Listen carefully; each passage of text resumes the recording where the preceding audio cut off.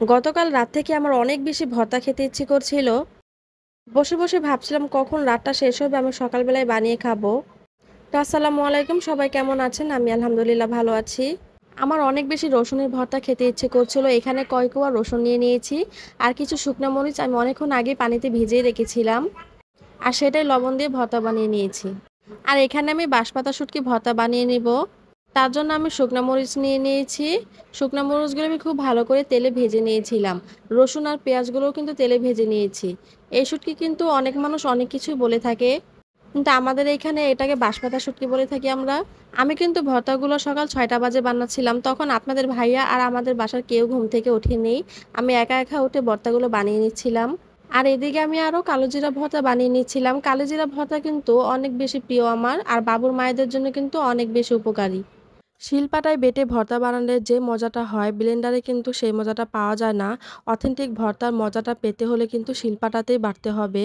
আর ভাকা ভর্তা আমার অনেক বেশি পছন্দ। গ্রামে গেলে আমি প্রতিদিনই প্রায় ভাকা ভর্তা খেয়ে থাকি।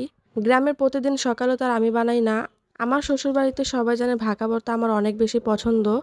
তো যেই রান্না করুক না কেন আমাকে তো দিয়েই খাবে।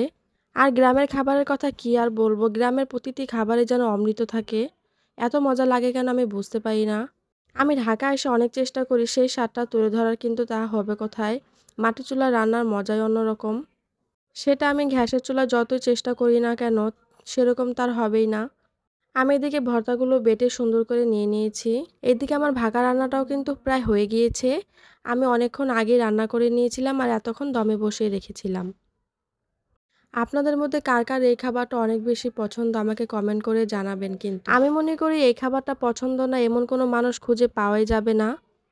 আমার তো রান্না প্রায় শেষ হয়ে গিয়েছে, কিন্তু আমাদের বাসার কেউ এখনো ঘুম থেকে ওঠেনি।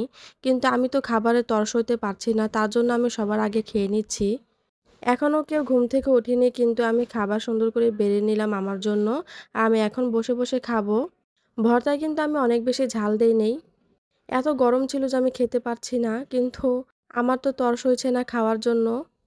আমার এতই পছন্দ যে আমি এডিট করার সময় আবার খেতে ইচ্ছে করছে। আজকের মতো এ পর্যন্তই। সবাই ভালো থাকবেন। আল্লাহ হাফেজ।